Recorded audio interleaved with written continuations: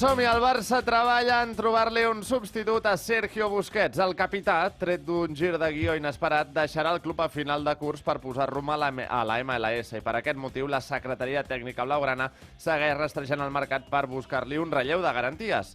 Zubimendi, de la Reial Societat, i una clàusula de 60 milions. I Ruben Neves, del Wolverhampton, amb una clàusula de 40, semblen els noms més ben posicionats, sense oblidar-nos tampoc d'altres com Jorginho, que acaba contracte amb el Chelsea l'estiu que ve, Nico, cedit pel Barça al València, o el propi Frenkie de Jong, que aquesta temporada ha jugat ja en diverses ocasions en el seu lloc de pivot defensiu. Ei, tetes! Jan, què tal? Bon dia. A veure, primer que no cunda el pànico, ¿vale? Que tenim encara una temporada per gaudir del bocí, però trobarem una solució, no us preocupeu, i us celebrarem com cal, Ja sabeu que m'agraden més les celebracions que altres coses. Fem un cava? Fem un cava. Va, tete, que n'aprenguin. Nil, tu creus que Busquets, aviam, abans de buscar un substitut, pot canviar d'opinió Busquets i dir, va, segueixo un any més? No. No creus que canviï? I menys veient els casos de Piqué i Alba, no? Dient, escolta, com aquí jo m'allargui i em passi de llarg, encara passaré un any malament i tal. De moment sóc important, deixem-ho per la porta gran, deixem-ho bé, deixem-ho de peu. Cal saber marxar també per la porta gran, com van fer Iniesta, Xavi, Puyol, i crec que Busquets serà un d'ells. Bé, després de 15 temporades al primer equip, doncs, Sergio Busquets deixarà un buit difícil d'omplir, i és que els números parlen per si sols. A dia d'avui són 686 partits disputats amb la samarreta blaugrana.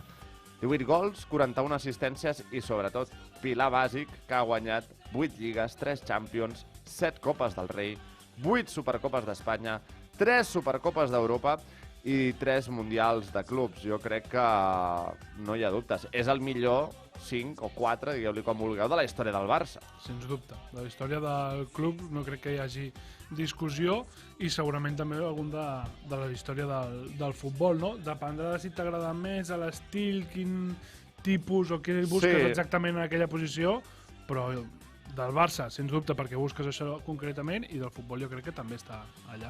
Bé, doncs mentre el Barça busca un substitut a Busquets, Nico, cedit al València, explicava els motius de la seva sortida i lamentava també que li hagin posat aquesta clàusula de la por per no poder jugar contra els blaugranes. Ho deia ahir en declaracions a Catalunya Ràdio. Ho escoltem. El año pasado, los últimos meses, sí que tuve menos oportunidades y creía que este año iba a ser igual, y realmente yo tenía ganas de tener más continuidad dentro de un equipo de primera división, y aún encima un equipo como el Valencia, que estoy seguro que lucharemos por estar arriba. Entonces yo lo que buscaba simplemente era eso, más minutos y más oportunidades para seguir creciendo como futbolista, nada más. Bueno, es evidente que es seguramente el partido que más ilusión me haría jugar, ¿no? Porque al final son no solo mis compañeros, también mis amigos, pero por otro lado también entiendo, ¿no?, la postura del Barça, entiendo la situación, ¿no? Y al final fue una negociación entre el Valencia y el Barça, y llegaron a ese acuerdo ellos. Bé, un Nico que... Sincer, bastant sincer, no? I clar, no? Jo, som mis amigos del Barça, echábamos patadas... Un Nico que també va afegir que on se sent més còmode precisament és jugant de mig centre defensiu, y que Sergio Busquets ha estat el seu millor mestre. Sí, yo donde más cómodo me siento y donde creo que puedo rendir mucho más es de medio centro defensivo.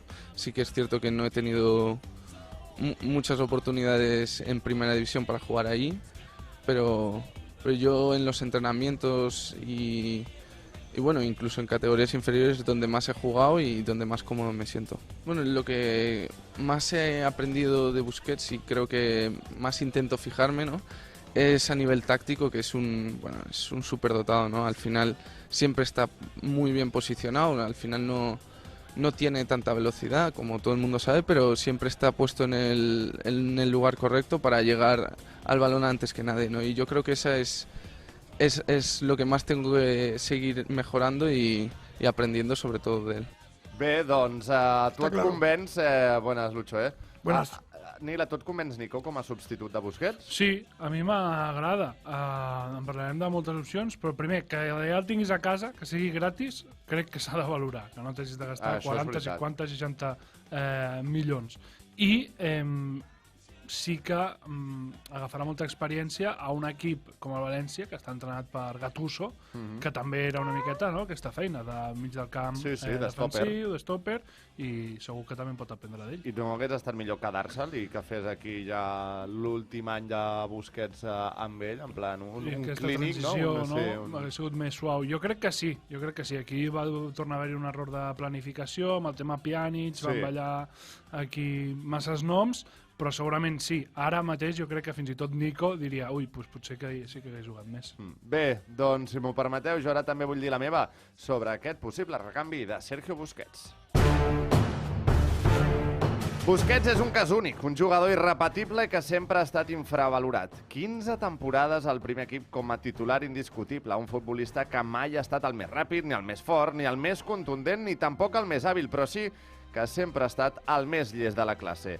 El que més ràpid pensa i el que més bé interpreta els partits. Sempre allunyat dels focus mediàtics. Crec que també entra en la travessa per formar part d'aquest selecte grup dels millors futbolistes de la història del Barça. Títols, partits i sempre a l'alçada de l'escut, amb una actitud immillorable. El mal de cap que se'ns presenta ara, però, és important. Qui el podrà substituir? Zubimendi, Rubén Neves, Jorginho, Frenkie de Jong, Nico... Bé, el que sigui, ha de saber que només podrà fer-ho pitjor. Però la resta també haurà de tenir paciència per assimilar que no n'hi haurà cap altre com Busquets. Ens haurem d'acostumar a un perfil diferent, a un jugador amb unes altres característiques, perquè si en 15 temporades ningú li ha fet ombra, en 8 mesos tampoc li trobarem un recanvi de garanties. A no ser que algú sap com podríem clonar a Sergio Busquets?